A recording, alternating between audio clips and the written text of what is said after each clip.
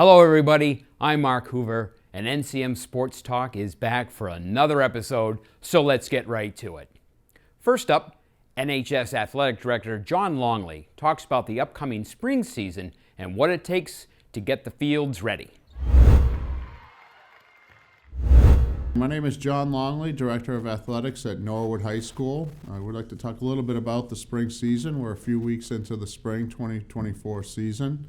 The weather's starting to turn this week, and we're looking forward to some great weather in May, where we're going to play a lot of games between the end of April and Memorial Day weekend. It's really jam-packed action.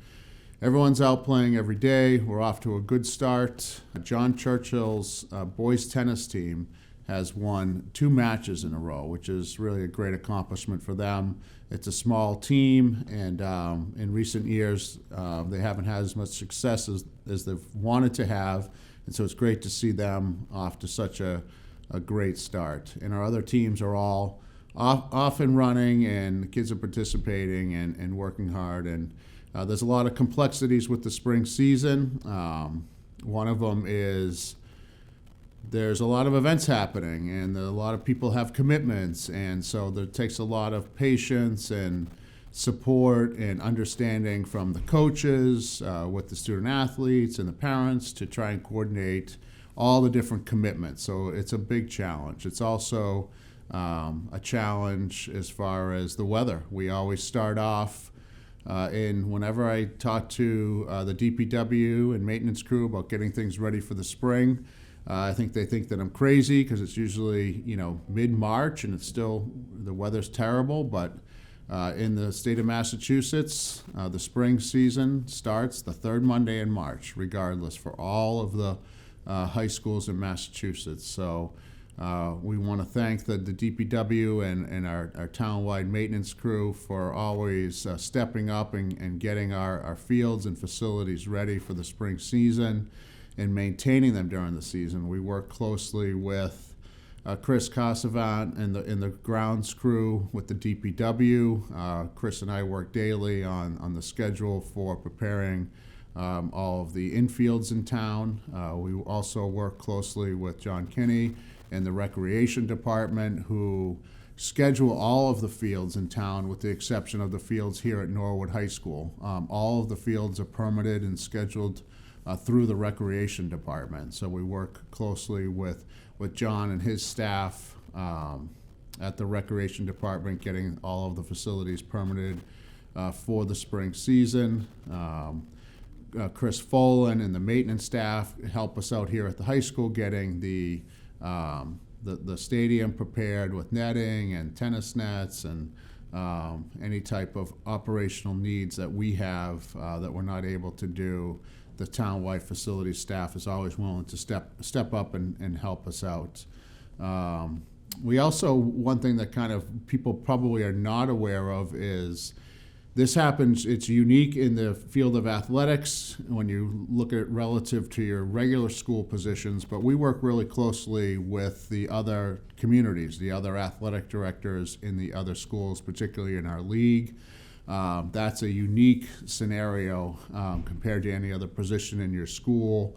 We are constantly in communication with our other athletic directors in our league. We meet twice a month. We're on the phone regularly, and we really work together to provide the best experience and the most opportunities, equitable opportunities that we can for all of the student athletes, not just at Norwood High School, but for all of the schools in our league, the Tri-Valley League, and that goes for all of the leagues across the state. That's the way that works. So there's a lot of rescheduling. There's a lot of negotiation. There's a lot of things happening.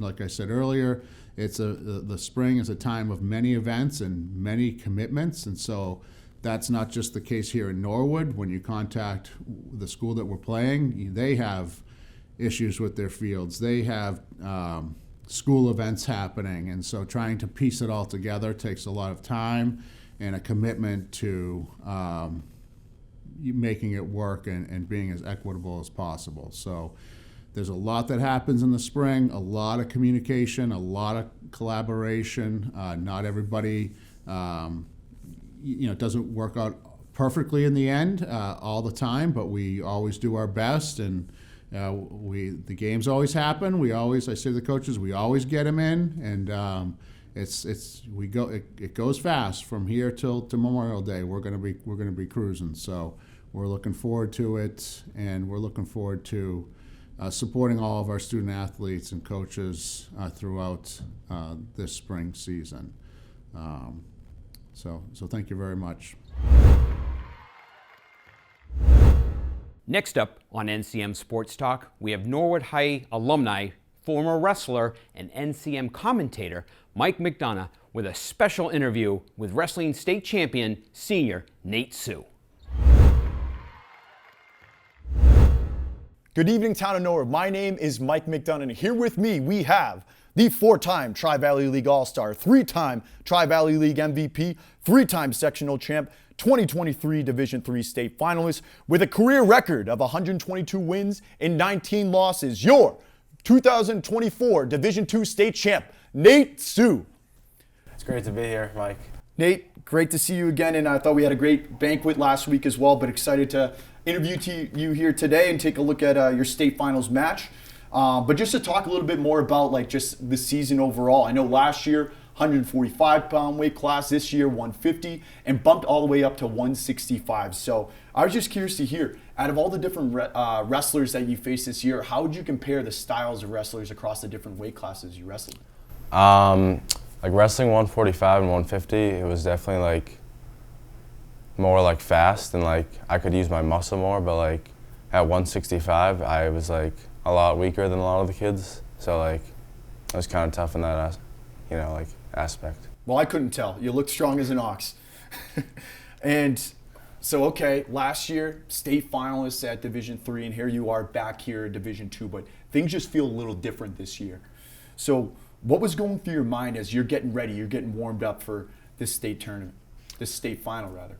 Obviously I was nervous. Probably the most nervous I've ever been for a wrestling match, and I was just going through my moves and what I was planning on hitting in the match. Got it, good. And for those of you who don't know, Nate did wrestle this Billy Recker, last name Candelario. So I know you guys wrestled dual meet match at the quad over in Billerica. You put up 12 points early on, then he came back in the end of the match, got some last minute back points, but you ended up winning the match. So what was your game plan overall facing Candelario for the second time this year? I wouldn't necessarily say I had a specific game plan, just be cautious, and I knew he was gonna shoot a lot of doubles, and so I was just ready for those. But I think he definitely had a game plan for me. Got it. Well, you'll see right here, folks, he did come up short. So excited to watch this match and break it down with Nate.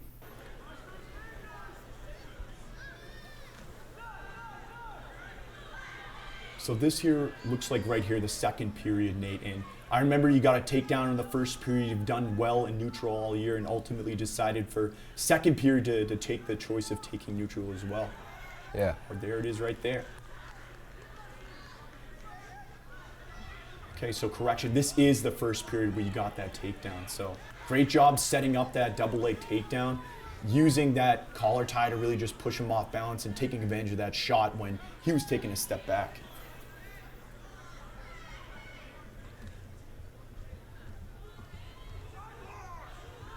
Got a nice job there at the end. Okay, it looked like 50-50 right there, but good job just starting off the period 2-1, and here we are into the second period.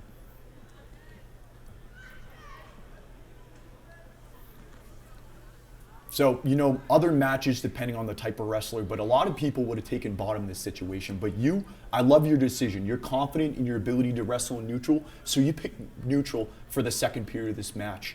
What types of work, different coaching drills, what types of different moves did you learn really just to help prepare you for neutral this year?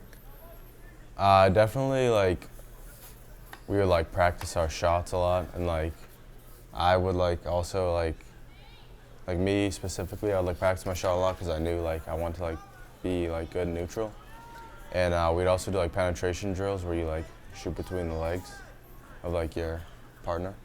So I think that helped a lot. Got it, absolutely. It's a lot of hand fighting here.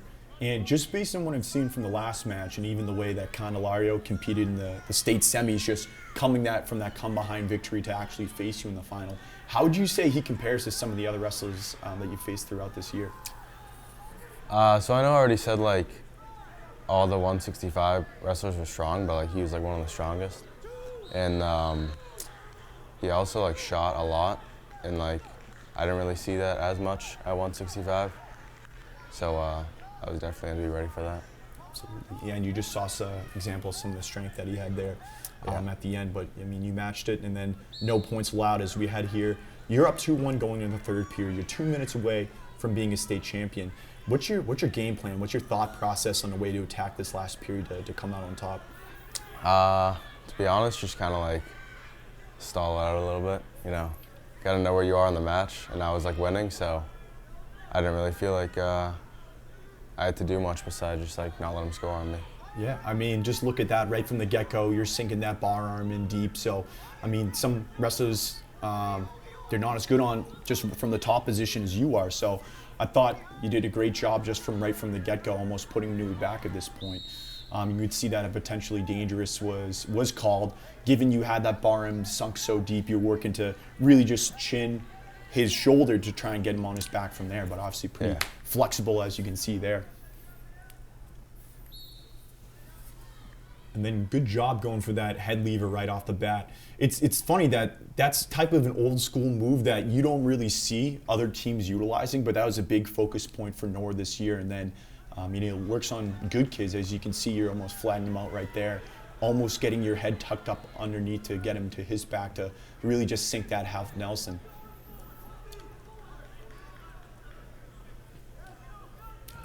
But yeah, this wrestler that you're facing really just came out of nowhere. I remember when they were doing the announcements, he just won the sectional final, but not much of a wrestling history. But I mean, no one you should take lightly, and you can see that he's getting the stand up here.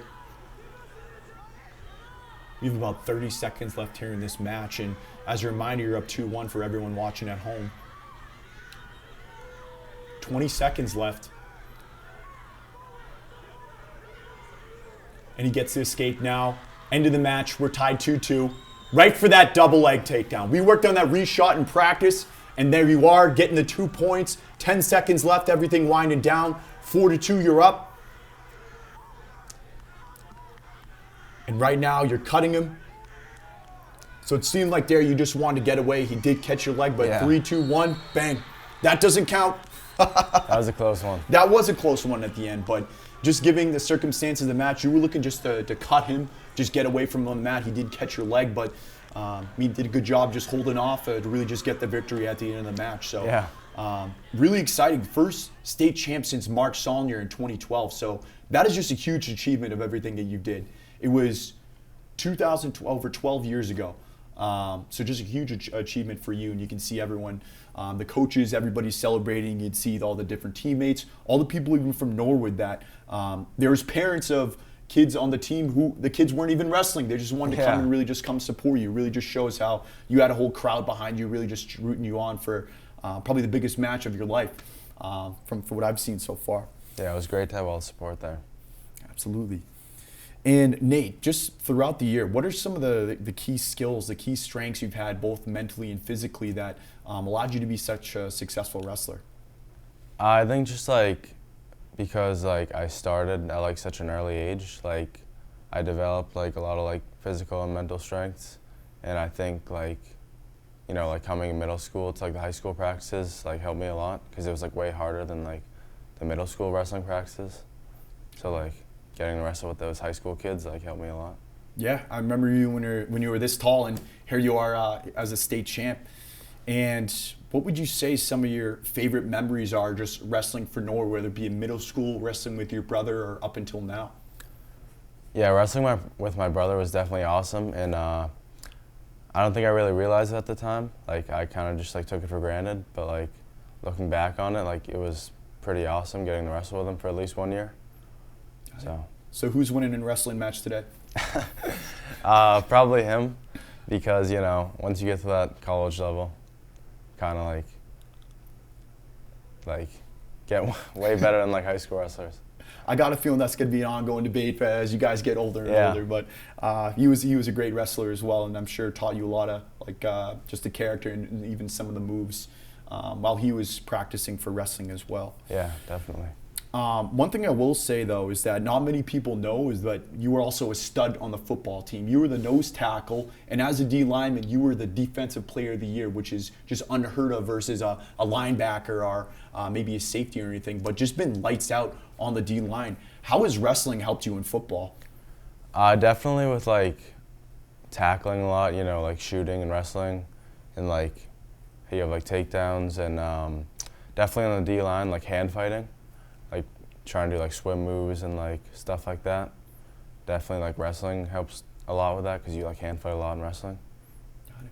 Yeah, and overall, I thought you guys did a great job just recruiting this year. Everyone on the O-line and the D-line was on the wrestling team. It's good to see that, you know, some of the skills and the strength and both sports can kind of, you know, coexist, which is great to hear. And just overall, I mean, remarkable season, future Hall of Famer. But after winning this state title, what does it mean to you and your family? It's definitely something I've been working for like a while now, so it's like pretty awesome that it happened, and like now I kind of just get to like kick back and like relax and like know that I won a state title.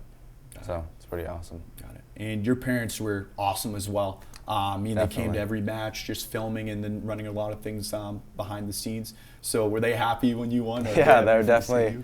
They're really happy for me, you know. Like they've like been wanting me to win too, so you know, it's awesome.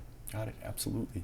And then, like we talked about, John Campisano, Bill McDermott, been coaching for 9 or 10 years or so. So they were really proud of you as well, and they're also hoping that you come back and coach at some point in the future. But I guess just what are any key lessons or anything that taught, whether it just be your philosophy, any particular moves, just character, hard work, any key takeaways that you got from them that you'll hold on to for the rest of your life?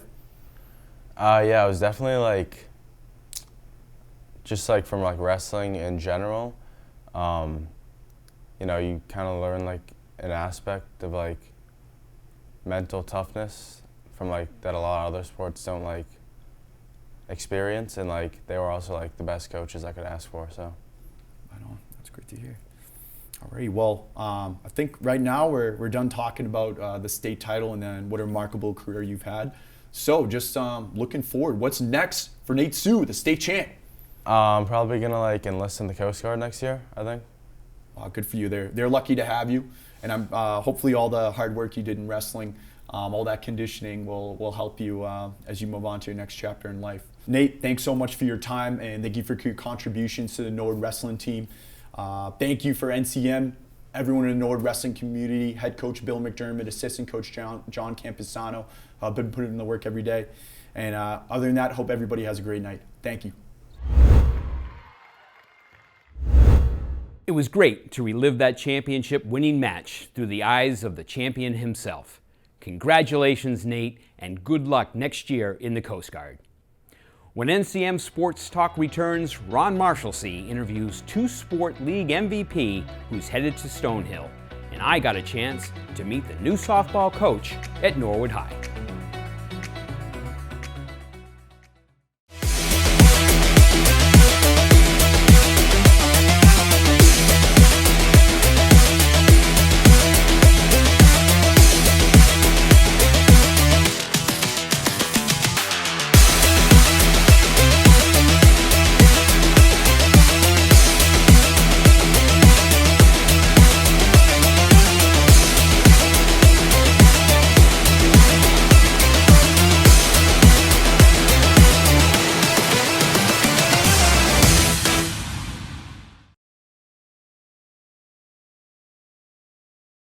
It's not every day we sit down with a 2-sport league MVP, but NCM's Ron Marshalsea had Matty Mahoney in the studio to reflect on his senior year and learn about his future plans.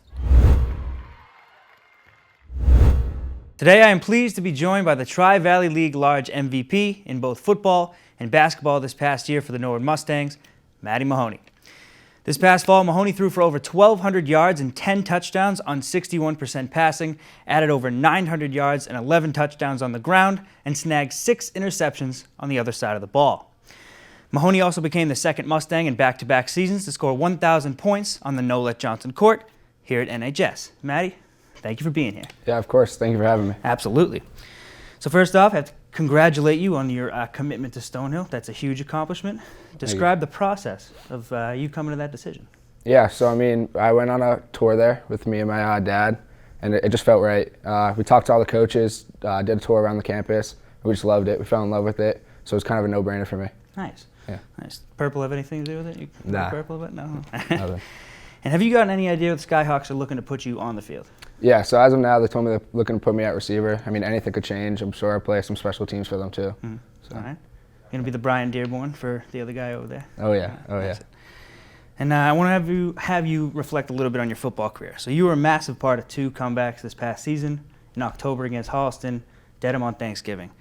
Was one of those your biggest game of your career, or is there another one that sticks out to you? No, I definitely say those 2 are the biggest games of my career. I mean, we lost to both of them last year. We got smacked by Holliston 42-7, so beating them on our own field was huge. And then obviously Dedham on Thanksgiving is another huge win. Nothing beats that. Nothing. Makes a turkey taste a hell of a lot better. 100%. And I was actually in the truck on the NCM truck on Thanksgiving. I think I ruined my camera people's ears when you hit that when you threw that touchdown at the end. I still have to apologize every once in a while. And this past season, you guys seem like you were on another level. You guys seem like you cared. You were the camaraderie, the leadership. Was that just because those are the guys you've been playing with your whole life? Was it a mix of Coach Lopes and his staff, or was it just a mix of both? Yeah, I mean, I would definitely say it was a mix of both. You know, obviously the coach's great staff, and I would just say it shows on like how much work we did put in the off season. I mean, all the work that we put in, and then we just like all became like brothers. I mean, we were working every day for hours, so you really grow a bond with those guys. It's like you're going to war with them every day, every game. So I'd say it's a little bit of a mix of both. Absolutely. And I can't let you leave without talking about the 1,000 points. What was your favorite part about that moment, doing all that? But then, what's the first thing you think of when you think of hitting 1,000 points? What's the first thing that comes to mind? You know, I think the first thing that came to mind is just like how much work I put in throughout my career. I mean, I've been playing basketball since as long as I can remember. I'm the youngest of 4, so all my siblings played basketball, so I was in the gym since I was 2 years old. So, you know, it's a great feeling, and I couldn't have done it with any of my teammates. And then, yeah, just want to thank all my fans and all my family for coming out. So. And was the best part of that being able to share it with your family? Yeah, absolutely. 100%. 100%. And last question, looking pre and post Stonehill, what's the future hold for Matty Mahoney? What are you looking to do to finish out your senior year, and what are you looking to do after college? Yeah, I'm just hoping to be the best person I can be, you know, play the best I can at Stonehill, and hopefully make a big impact on the Stonehill team as well. I couldn't have asked for a better answer on that one. So thank you for coming here during your win block. Yes, sir. Dedicated student athlete, if I've ever seen one. Oh, yeah. So I appreciate your time, Matty. Thank you for having me. Thank you very much. Hey. That's all right. We're going to toss it right back to Mark in the studio. Well, there seems to be a Norwood to Stonehill pipeline, as not only Matty is heading there this fall, but Solomon King is tearing it up on the track. Carolyn Davey is a member of the women's lacrosse team, and NHS Hall of Famers Allie Malouf and Trisha Brown coach softball and basketball over at Stonehill.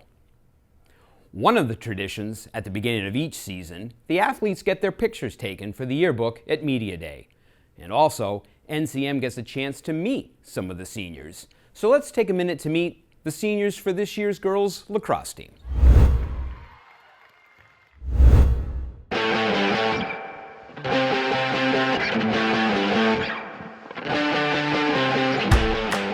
Favorite pump-up song is Doses and Mimosas, memory of high school sport, game winner versus Holliston last year, and spring sport to watch, boys lacrosse.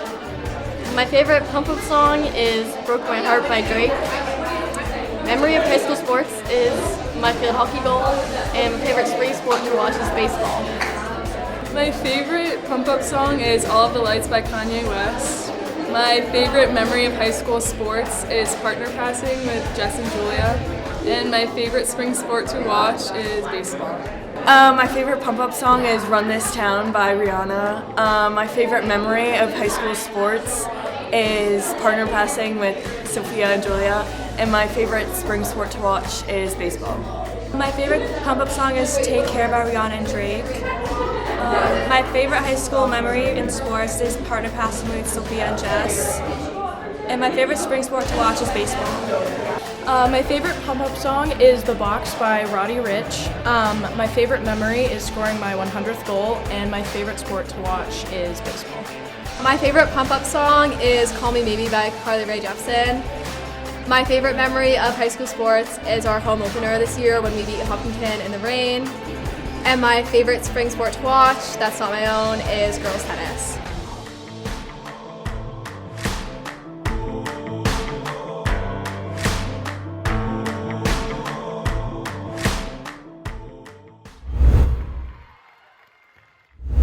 Longtime softball coach Carol Savino retired at the end of last season. Her assistant, Caitlin Nottebart, was named the head coach, and I had the opportunity to talk to her about how she plans to follow a legendary coach like Carol. Well, joined here this afternoon with the new head coach of the Norwood High School softball team, Coach Caitlin Nottebart. Welcome, Coach. Thank you for having me. Oh, thank you for stopping by.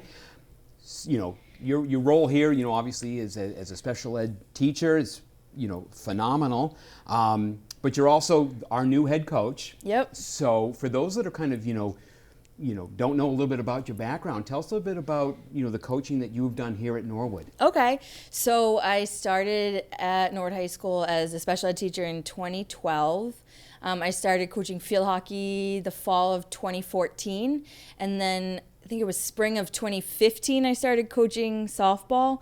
I was the freshman coach at first, and then we no longer had numbers to have a freshman team. Mm-hmm. So I was a JV coach. Then during COVID, I went up and was an assistant varsity coach back to JV. Last year, I was Carol Savino's assistant on varsity. Yeah. And so now here we are.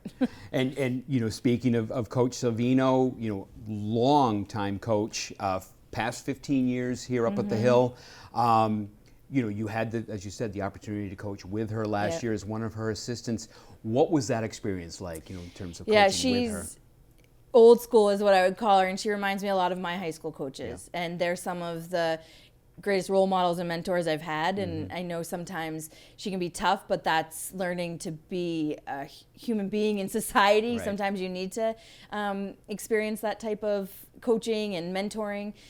So I've learned a ton from her, just the intricacies of the game. I mean, she knows exactly which pitch to call and where the batter's going to hit the ball, and she's just a fan of the game, and she knows the game so well. So she's been a huge mentor for me and really helpful. You know, you talk about, you know, someone having an old school coaching style and working with and helping out someone like, you know, Coach Savino. Has her coaching style had any influence on what you bring to the table? Yeah, I think so. She does a lot of the same stuff like we do in field hockey, which is like we call them everydays. Just like they're non-negotiable things that we do every day to make sure that we're better. You're only going to get better if you take as many reps as you can. Right. And so we try to utilize practice time as best we can and make sure that we're really getting all of the time for the girls to make sure that we are the best team leaving that field. And I think something Carol did really well was every practice you saw improvement. Yep. And that's something I'm trying to emulate, is just really running practice the way she did and trying to emulate that. Yeah. Well, you know, and I know that, you know, sometimes maybe it's hard to take the softball out of the coach, as it were, that although she has stepped down as the head coach and you have assumed that role this year, she's still here helping out with the Mustangs. What's it like to have that kind of resource available to you and, I guess, part two, to your team? So the girls love her. Yeah. Even when she gets hard on them and, you know, she explains to them what they need to do better and what they do well, at the end of the day, they really respect her. And so having her available has been immensely helpful. People pay her to give them hitting lessons. Yeah. So to have her here to just help us and help me and my Natalie Mehta, who is our assistant coach, having her there to help us has been amazing. Right. She's so knowledgeable and she just fits in really well. And she really wanted to be able to come to more things, but her health is declining a little bit, but she's still sharp as a tack. Yeah. So she's great. So if you come to a game, I'm sure you'll see her on the side. Oh, yeah. Well, again, you talk about, the love and the respect that, your team has for her as a coach, and I'm sure as a person. But, let's talk a little bit about the team that then is going to be, put on the field here for 2024. Fairly young team in that you only have 2 seniors this year, and you only lost one from last year. What are you looking forward to in terms of leadership from your 2 seniors? Yeah, so our 2 seniors, Natalie Gale and Maddie Collins, are exceptional. They've been on varsity since their freshman year. They really have what it takes to play at the next level. Natalie's going to play at Mass Maritime next year, which is awesome. That's great. Maddie's going to go to Quinnipiac. She's not going to play, but she could. She Yeah. is very good. They're exceptional leaders, exceptional young women, and the younger girls really look up to them. Yep. If I have to walk away or step away during a practice, they could run the practice. Perfect. They're just really good leaders. They take everyone in. They show other girls corrections, and when we're hitting, they'll go over their form. Yeah. Fielding, positioning has just been amazing to see them. Outstanding. Really just be there and help. I know we just got underway. Yep. Had the first one the other night against Hopkinton. Mm-hmm. First one's out of the way. Yep. See you later. See you later. But coming in, what kind of expectations and goals did you kind of set for the team this year? I think our first goal as a team is to make the tournament. That we're never satisfied not making the tournament. We know we can do it. And then our second goal is to really just play a complete game and be a team. Sometimes softball can be so individual based when you make a good throw and someone drops it and you get mad, but we really want to come together as a team and showcase how good we are. Yeah. We have some really good hitters, we have some really good fielders. They have all of the skills. We just really want to play together, and I think we're going to be able to do that. Well, that sounds fantastic. It's exciting. I know that I'm sure we'll be broadcasting some games, both JV and varsity. Awesome. So it's kind of nice having both those squads there. You got the feeders system coming up. I would be remiss, we did talk a little bit about at the beginning of your background here of coaching, to talk also a little bit about your athletic background.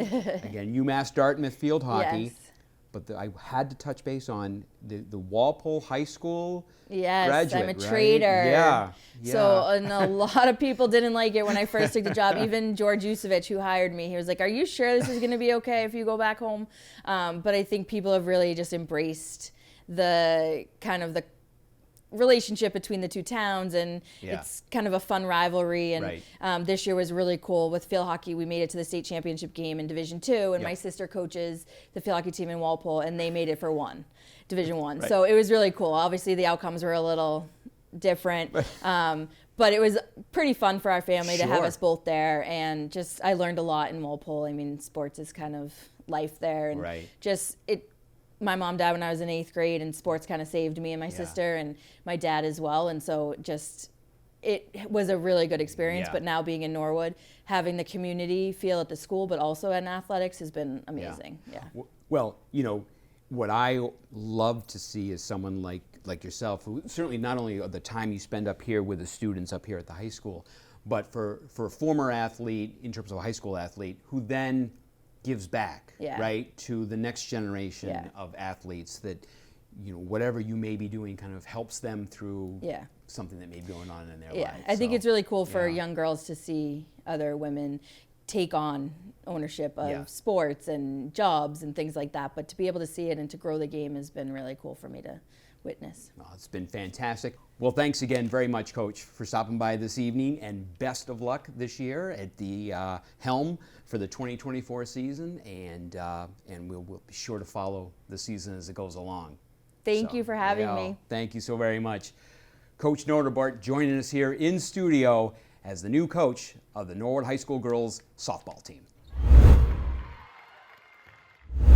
One of the new segments on NCM Sports Talk is we will go back and relive a sports moment in Norwood High history. It could be a big win, a great play, or a Hall of Fame speech. Today, we're going to look back at the 2015 Norwood High School Baseball State Championship.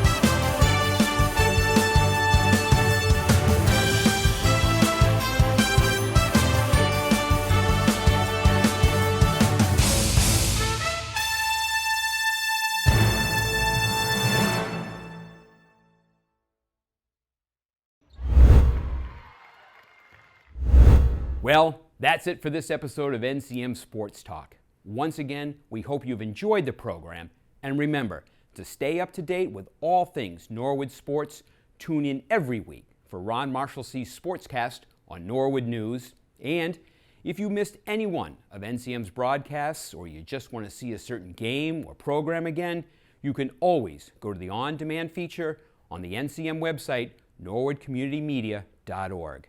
For NCM Sports Talk, I'm Mark Hoover. Have a great day, everyone, and let's go Mustangs.